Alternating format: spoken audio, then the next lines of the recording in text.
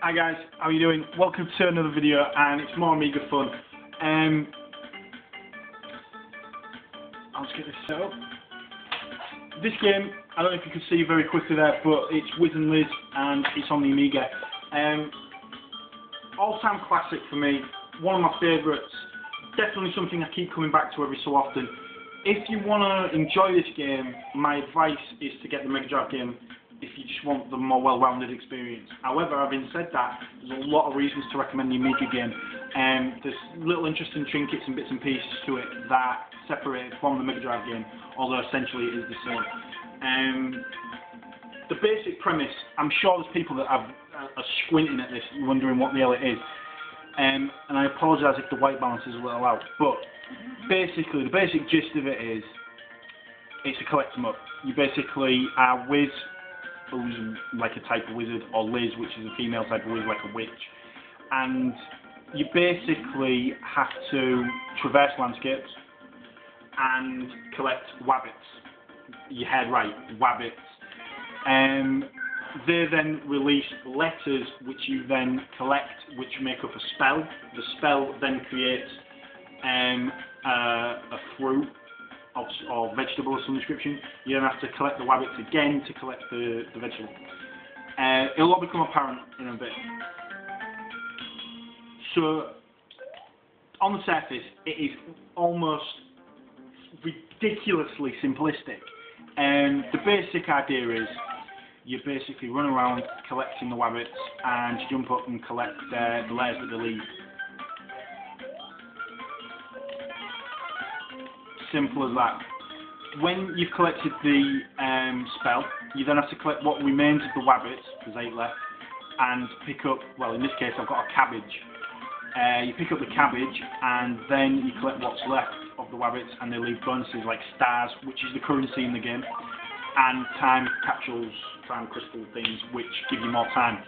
You're under a tight time limit, and it's basically just getting to the end as quickly as you can. That is to say, collecting all the wabbits and jumping in the exit. Simplistic as hell, right? I'm now looking for a banana. Right, I'll show you the fun bit.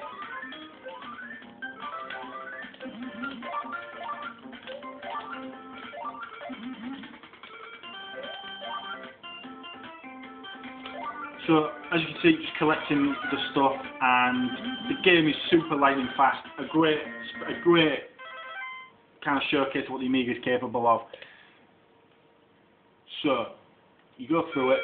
Yeah, I've got all the bonuses and everything. Right, you go back to the hub screen. This is where the fruit and vegetable that you've collected are lined up. Now, I know, because I've played this game on and off for years. So I know some combinations. I know, for example, that an apple and a banana gives you a shot, which you can buy fruit and other things in. I know some combinations for mini games. There is about, I think there's somewhere in the region of about 20 pieces of fruit or something like that, or 18 or 19 pieces of fruit or something, and vegetables. And as you can imagine, you've got to make combinations of 2. So let's do it. So I'm going to put a cabbage and a banana in the pot and see what it comes up with. So basically what happens is you mix them, and then whatever the effect is, it might be some kind of status effect, it might be points, it might be an extra life, it might be a mini game, it might be something intriguing. Whatever it is, it'll come up after you put the second piece of fruit in. There are a ridiculous amount of combinations, as you can imagine, and it gives the game a huge amount of depth. Even though you might complete the main quest, there is tons more to it for that reason.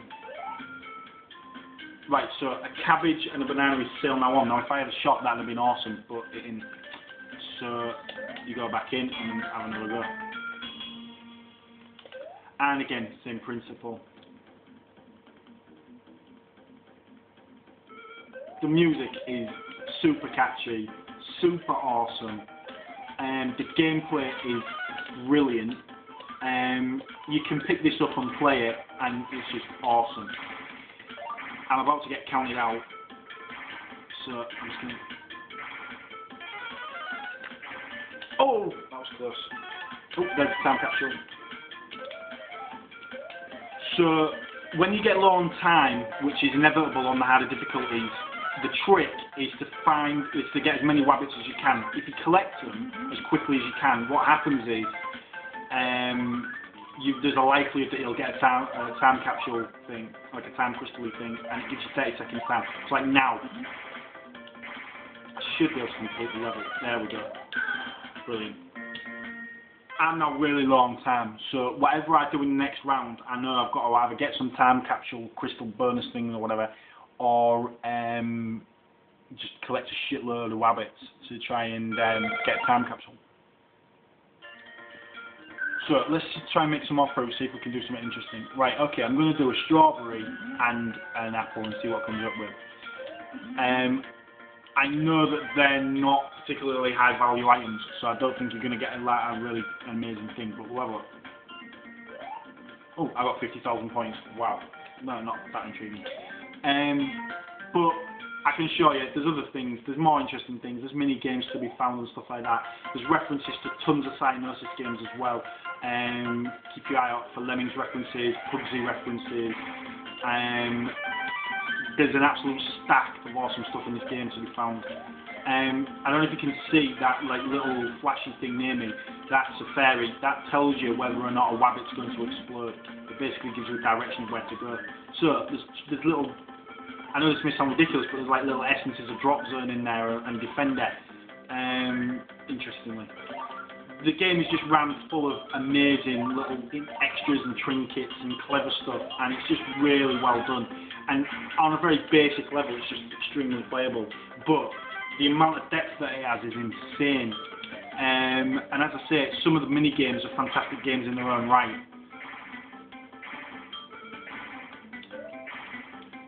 Do a test here. Yeah, dead. But yeah, guys, I'm going to leave it there. Basically, what I suggest to you guys, if you want to play this game, is play the Mega Drive version of this.